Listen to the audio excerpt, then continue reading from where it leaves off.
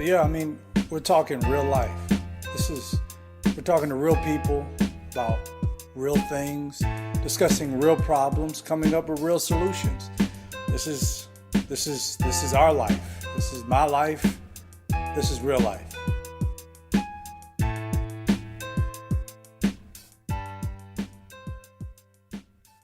Well, welcome to another episode of Real Life with Cornelius Lindsey. I have a very special guest here, my friend of, I don't even know how many years, man. Long time. It's man. been 2000 and...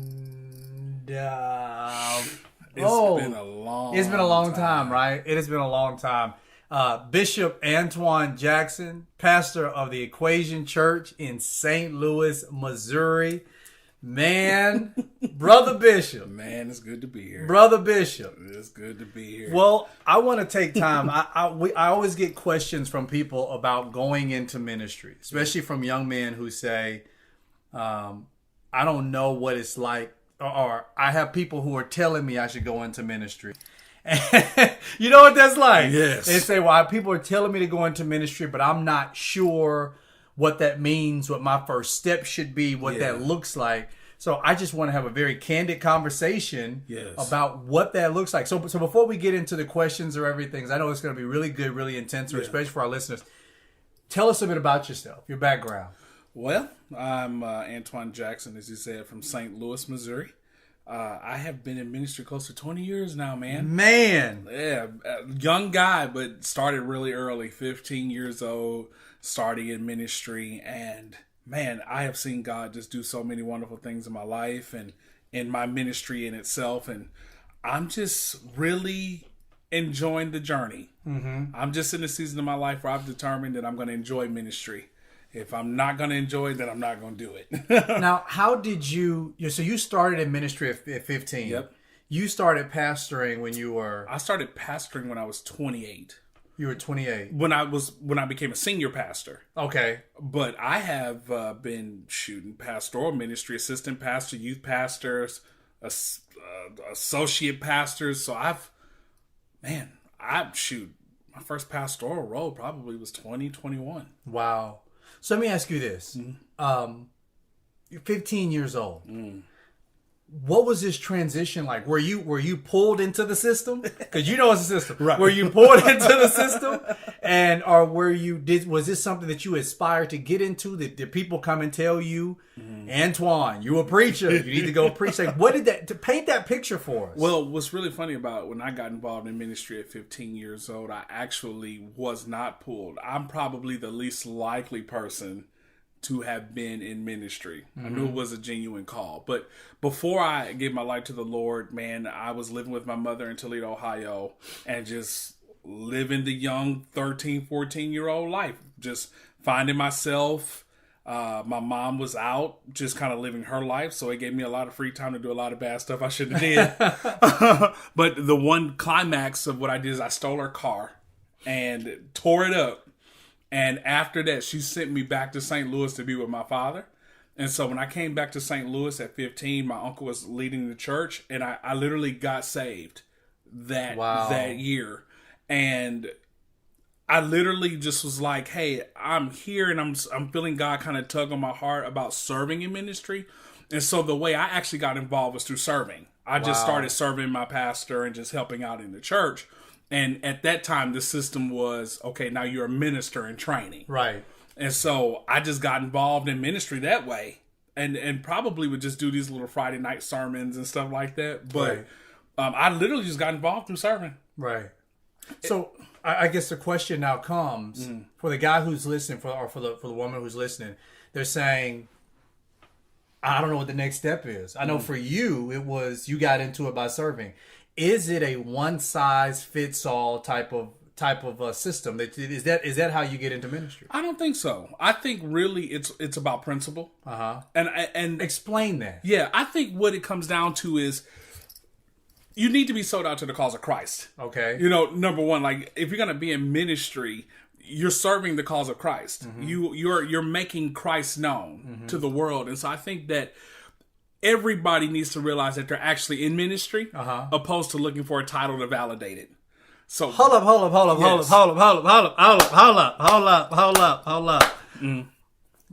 Take that back. Take that back. Come on, hit that again. I think that it's important that everybody in the church realize that they are in ministry. Wow. That it's not the title that makes you a minister. Yeah. It's actually being a disciple. A disciple is a minister. We proclaim. Yeah. We tell. Yeah. And so I believe that most of us have to realize that we are in ministry. And then we just have to know the delineation between civic duties of ministry and actually just the discipleship aspect, right. of ministry. And so I was really serving from that place. Mm-hmm. I didn't really know that I was going to be, a preacher, teacher, preacher, pastor, bishop. I didn't know that yet. Mm-hmm. But through the gateway of serving, I actually came into a greater understanding of what I was called to do. Mm-hmm. So I would say that the best way to start in ministry is through service. Mm-hmm. Because I feel like God will always call you to serve someone or something when he's trying to develop you. He's going to either put you around somebody or he's going to give you some type of mission. There's going to be something that he's going to call you to develop you. Wow. Okay. So I love this. You're saying that in this call to ministry, there's going to either be a serving to either something or someone. Yes. And for you, your service was to your bishop at the time. Yep. What did that process look like for you? Shoot. Well, that process for me looked like a lot of sacrifice. The best way to say it is like they say in the business world, is an apprenticeship. Uh-huh. You aspire to be something, but you know that you have to start at the lowest level. Right. I got to drive the caddy. Right. If I don't know how to play golf yet, I'll at least drive the caddy. Right. And it's putting yourself around the environment, being immersed in the culture of it, to actually learn the details. And sometimes you just learn by watching. Right. And sometimes you get to play. Sometimes you just get to watch other people play. Right. And I think that in ministry, in young people that want to go into ministry, I think that they have to have the correct heart posture. They can be gifted, but they have to have the heart posture of a servant. Wow. And I'm willing to either drive the cart or play the cart or play golf, but I'm going to always do it with the mentality that it's not about me. Yeah. And I think that most people are like, well, how do I get involved in ministry? Do I go get in a preaching class? Right. No. You go sit under a preacher. Right. That's the best way to do it. I was sitting down with a group of guys. We were talking about ministry. They asked me about going into ministry. And my saying, I always tell these guys is, ministry is not something you go into, but rather something that grows in you. And if the heart isn't right, because Bishop, I know you've done this too as a pastor. Yep. I know I have. I've met a lot of men and a lot of women. They have some amazing giftings, but their character sucks. Come on. And they went into ministry for what they could get from it. Yes. Rather than going into it with the ideology that I have to sacrifice so much to be able to give to others who I'm going to be ministering to. And I think there's so many times these people they assume I'm going into this to have what I have. So like using your example, the guy will say, well, I'll be willing to drive. I'll be willing to be the caddy. I'll drive the golf cart, but only until I feel like I can now play golf better than you. And when I feel like I can play golf better than you, then I'm going to walk away from the golf cart and walk away from you in general, because I can now assume I don't need your golf cart and I don't need you either. I'll walk away from who God sent me to so that I can go and now buy my own golf cart, play my own game of golf, and I don't know what I'm doing. Yep. Well, see, I think that sometimes people also don't realize that you have precedents set throughout Scripture. You have Moses, Joshua, Elijah, Elisha. Uh-huh. You have all of these different precedences that are set that those individuals served into a mantle was passed to them. Wow. And they didn't, I guess, define the timeline. Right. They didn't define the timeline. It was events that happened. It was transitions that happened that they had to be prepared for. Right. And I think that what most people need to do if they're trying to walk into ministry today is they need to just stay in a place of preparation. Because there may be times where, there are those anomalies where the spiritual father may not recognize that, hey, I'm mature now. I can handle greater weight in ministry. But those are few far and in between. If you're really truly serving under a sincere, genuine man or woman of God, at some point they'll start to see you gaining those ministry muscles and give you the opportunity to spread your wings. But you have to be prepared for the opportunity. Right. And not tell them, hey, you're ready. Right. Because that develops the heart. So now, for those who are listening, they may say, well, I feel like I'm ready now. Right. But I don't feel like my leader thinks that I'm ready. Right. And they're in that position. Because I know I was in that position at one time. What does that, how do you walk through something like that, Bishop? I think it's very simple. I was in the same spot. And what you do is you keep open communication with the leader. See, what the enemy would teach us to do is to isolate and to go maybe talk to somebody else. Oh. What I chose to do was to be upfront. I went to my leader and I was like, I think I'm ready. I feel like God's been dealing with me. Mm-hmm. Here's the confirmations, because out of the mouth of 2 or 3 witnesses, let every word be established. Of course, it's dealing with truth. Right. But if you feel like God is really truly calling you to something, you should be able to bring your evidence to the table, not just your feelings. Oh, man. Most people only bring their feelings to the table. I feel like I'm ready. Right. Well, what does that mean? Right. If Logan comes up and says, hey, I feel like I want to drive your car, what does that mean? Right. Can you bring evidence? Can you bring me your driver's license? Can you bring me where you took the driver's course? Can you bring me where you've taken classes? What books have you read? Mm-hmm. So is it just that you're ready just based on your own merit? Mm-hmm. Or can you just validate? See, it's just making full proof of your ministry. Mm-hmm. And I feel like most legitimate people, most that want to see you succeed, if you can just bring that to the table, even if I may not feel like you're ready, if you have a driver's license, I may not just let you drive my car. Mm-hmm. But I'm not telling you can't drive a car. Come on. That's good. That's good. That's good. That's good. And I want to kind of on that same line. Mm-hmm. I want to keep this going here. What about for those people who say, people have been telling me I'm supposed to go into ministry. That means I'm supposed to be a pastor. Help me, Bishop. Help Bishop. Come on, Bishop. Let's talk about it. To want to be a pastor without being called to be a pastor is suicide. Okay, let's talk about this. And it's not, and you're not going to know that until you've pastored. Mm-hmm. You see what I'm saying? Yeah. You're not going to see those deficiencies until you've actually pastored. Mm-hmm. And so it's not going to be something that you're going to see right off the bat. It's going to be as you've had challenges, emotional challenges, staff challenges, financial challenges, all the above, that you actually see that you need the grace, the call to actually do it. Because it's going to be how you weather those storms that really shows you if you're really truly called. So most oftentimes you don't really know you're called until you look back. Jesus. So most of us are wanting this burning bush experience, and nobody else has had that burning bush experience since Moses, because that was the way God decided to call him. Right. But I feel like for those that feel like, okay, I'm called to ministry, I'm called to be a pastor, you have to realize that a pastor is a shepherd, a pastor is a teacher, and God gives a unique grace to be able to lead other people into His grace. And so I think that to be able to first of all, you're pigeonholing yourself. Because the truth is, if you ask a real pastor, do they really want to do it? Why you looking at me like that? Okay. Well, I mean, you can survey. I know. If they could be honest. Yeah. If they could be honest, they wouldn't want to do it. Right. And so that's the first thing you really assess. When you see somebody that's gung-ho about wanting to be a pastor, you can pretty much assume that they haven't had a true encounter. Right. Because you're laying down your entire life. Right. For Christ and for others. Right. You get a liberty and a freedom not being a pastor. Right. So that's why most pastors will look at you kind of cross-eyed. Like why in the world would you want this? Why would you set yourself up for this? I can't tell you how many guys who have come to me and said, I believe God's called me to pastor. I look at them, I said, are you sure you answered the wrong phone, the right phone? Because they may define pastoring as preaching. Or the stage. Or the stage. Is what you're alluding to. Yep. Right. And they don't realize that pastoring is leadership. So you can be a great preacher and have horrible leadership. Uh-huh. So most pastors are great preachers. Right. But the reason why they don't see success in their church is because they don't have great leadership. So you can be a great pastor, have the right heart, but if you don't have leadership, you'll still be preaching great messages to nobody. Right. or not being able to lead people to change.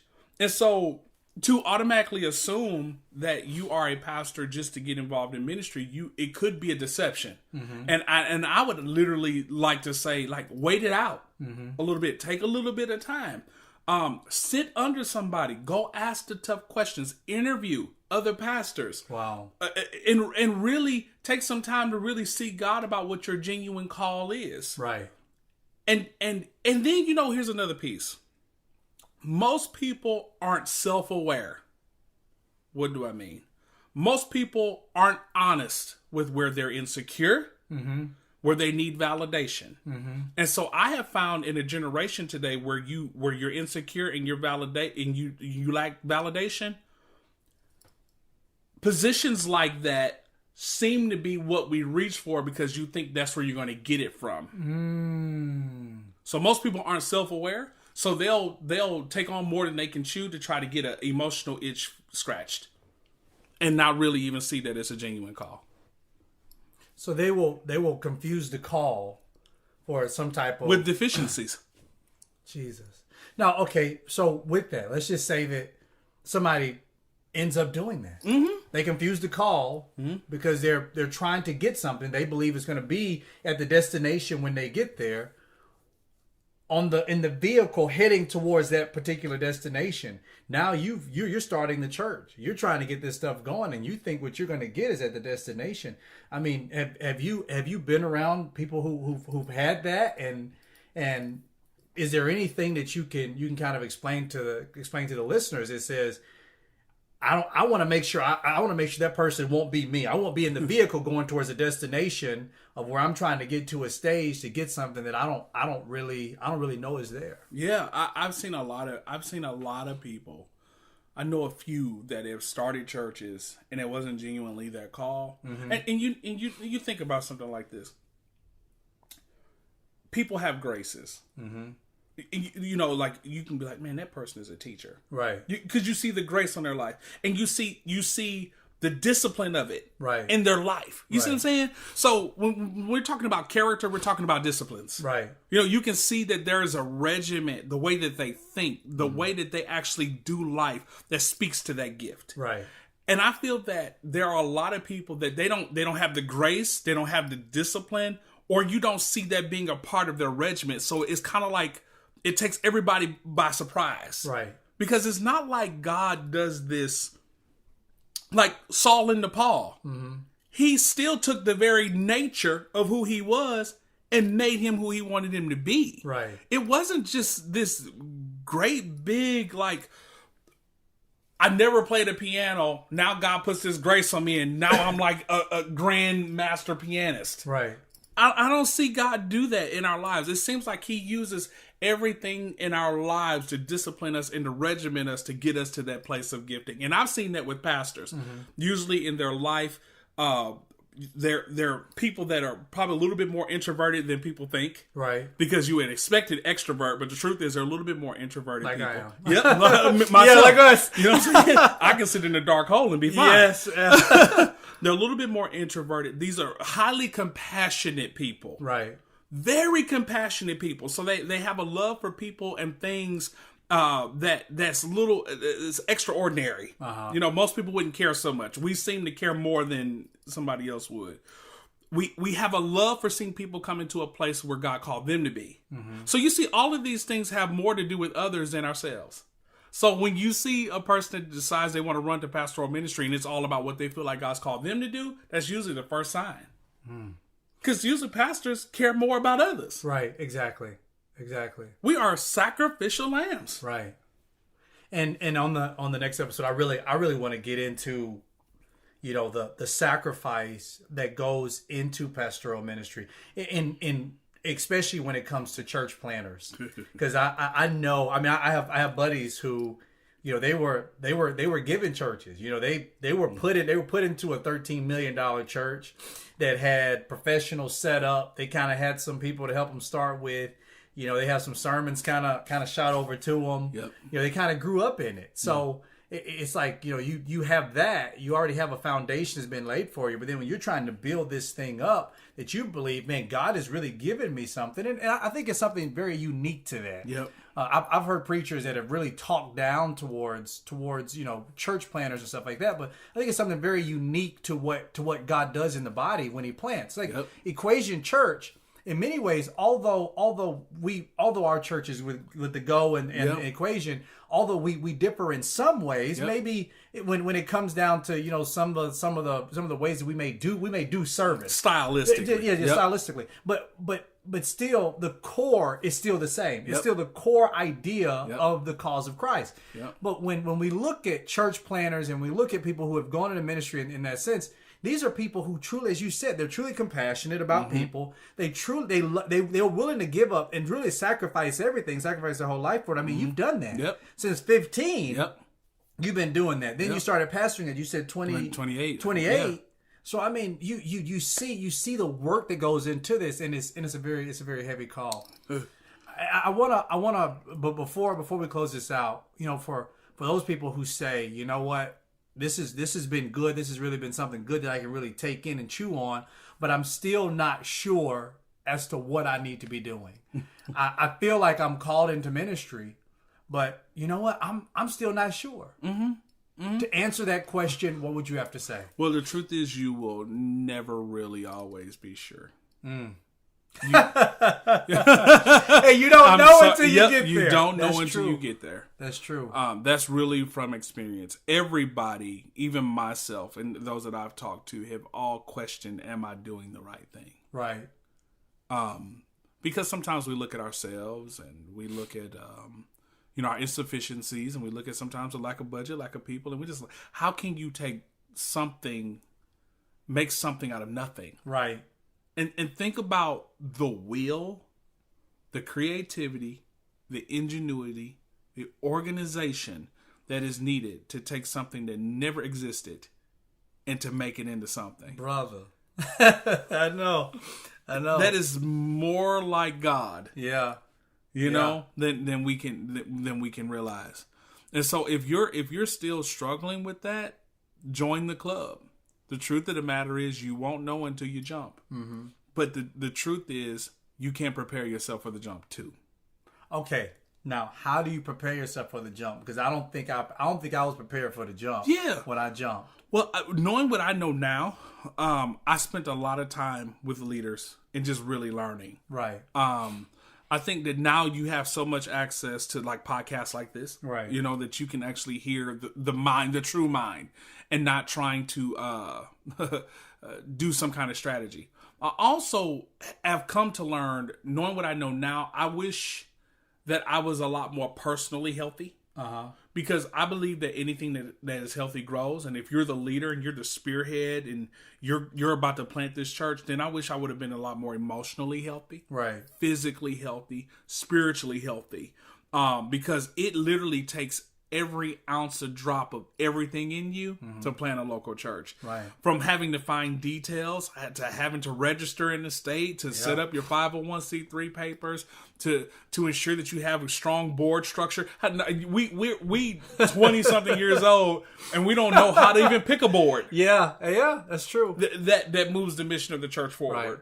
Right. Attorney fees and venue space and equipment. Right. I mean, those are all the outside things, but what about your mission, your vision, your core values, the culture, of the church that you're trying to create?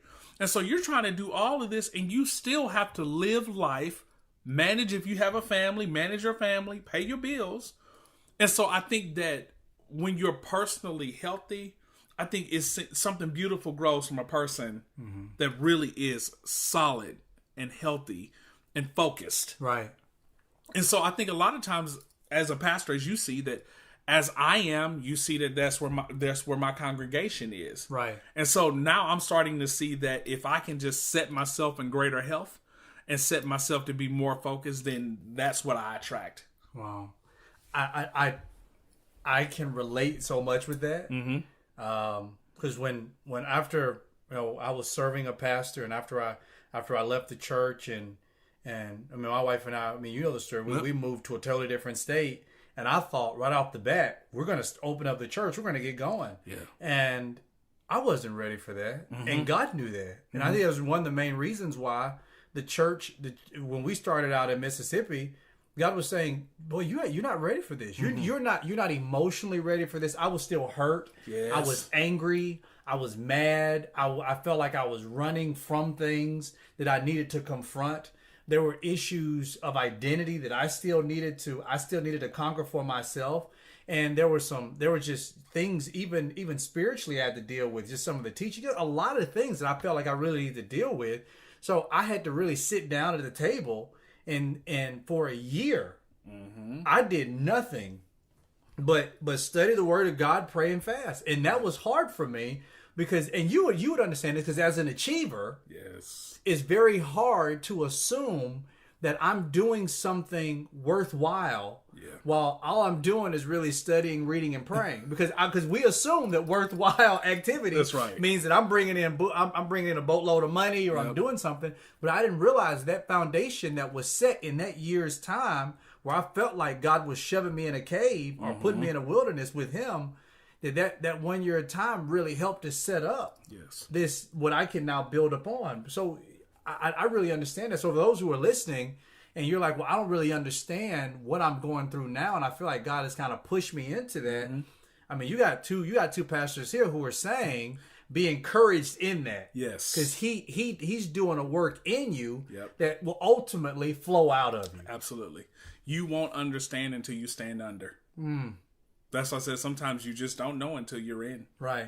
And so many people want that pastoral or that ministry spotlight, because now with the influence of social media and stuff like that, they see the stage. You know, Bishop, they see you when you get up and you preach. Yeah. They see they hear the 45-minute sermon, but they don't understand the 12 hours that went into the preparation. They don't understand the sacrifice that went into that, the emotional things that went into that because you want to make sure what I'm preaching is the right thing. And it's a lot that goes into that, because I'm held to a higher standard than this, and I'm shaping foundations. I can't play around with this. This isn't a sport. There you go. That I can throw the ball and oops, somebody else caught it, and then I'm sad for a night, and then tomorrow I'm gonna forget about it. I'm shaping somebody's eternity with this. Absolutely. And this is hard. Well, not their eternity, but you understand. Yep. I'm shaping their mindset. But it's a heavy thing, and people want that spotlight. But what they don't understand is when you step into it, the light does not just shine on the good areas. It shines on it exposes the whole thing. And if you don't have that time along with God, so He can take out all that junk, you're gonna be in trouble later on. Yep, that's why you find most of us, and it's not that pastors are antisocial. The truth of the matter is. But you only have so much energy. Yes. And you have poured in, and I'm sure if you're a preacher like myself and Cornelius, we pour in our heart, our soul, our intellect. Mm-hmm. So every part of us is invested in one message. Right. That we know that 45 minutes of that message, you're only going to retain 12 minutes of. Come on, Bishop. So we already know that we've invested ourselves into that message, and we're vulnerable because we're standing on stage, and the number one fear and phobia is public speaking. Yeah. And we conquer that fear sometimes 3-4 times a week. Yeah. With our own personal insecurities. Yeah. We may have body image issues. Yeah. I have sometimes a speech issue. Yeah. So sometimes I stutter or I say words I didn't mean to say. I do too, yeah. There are times where I know I'm still developing my theology around a particular place. And so sometimes I may still be studying something out. Uh-huh. And so there's a particular principle that I can share, but I'm still trying to figure out the principle and the truth of it itself. Right. And so I'm having to be very careful with crafting my words so that I don't set up bad belief systems in people. Plus you have the people element of, I told my church all the time, do you all realize that even as the pastor, church services are grueling because I am the only person in the church that has to stand the entire time. I don't get a bathroom break. Right. I don't get to just walk outside and get any fresh air. Right. When I walk in that building, I am on from the time I walk in to the time I've greeted and kissed the last baby. Right. And so most people don't realize the amount of physical and emotional investment that is involved in just leading a church weekly. Right. And those things need to be considered. You know, when you're talking about doing this the rest of your life, I just signed up to give away my weekends the rest of my life. Right. Are you willing to pay that kind of price? And what does that discipline look like in your life in the past? I mean, Yep. what have you? I love what you said earlier with the evidence. Do you have the evidence to show in your personal life now that you have enough discipline to do that? Yep. Because this isn't I can feel like doing this when I want to. I mean, many times I've told our church here in Atlanta, look, y'all can pick and choose when y'all want to come. Come on here. Like we're doing multiple services now. And I had one of our guys. He said, "Do I have to come to all 3 services?" And I thought, hold up, because I don't have an opportunity to ask myself when and where I don't want to come to.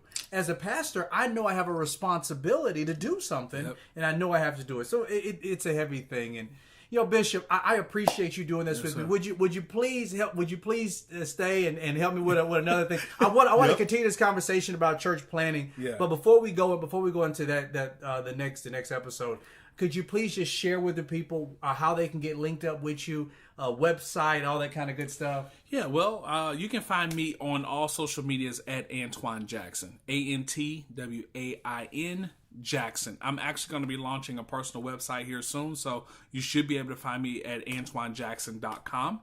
But you can find me right now at equationchurch.tv and on all socials at Antwain Jackson. And if you are in St. Louis, you're looking for a church home, Pastor Antwain, he is there at Equation Church. You can go to equationchurch.tv. You can get linked up with him. Brother, I appreciate it. I really appreciate you being here with me. It's been a wonderful episode. And if you're listening and you want to get in contact with him because you have other questions, please don't hesitate. Reach out to this man. Yeah. He's a very one of the nicest men I've ever met. One of the most straightforward men I've ever met. And I told my wife said something to me. She said, "Babe," she said, "you don't keep friends." And I told her, I said, I don't think it's so much that I don't keep friends. It's so much that, and they'll start to see this in their time of ministry, that people begin to change over time. Yeah. And if you give it time, you'll start to see the chameleon change its colors. And one thing I can say about you, Antwain, is that you've been consistent since the first time I met you, and I appreciate that about you. But please make sure that you check out Antwain. Thank you so much for tuning in with Real Life with Cornelius Lindsey, and we cannot wait for you to tune into the next episode. God bless you. Thank you so much for tuning in to Real Life with Cornelius Lindsey. Hey, if you get an opportunity, please check out my website, www.corneliuslindsey.com. Until next time, remember, Jesus is Lord. God bless you.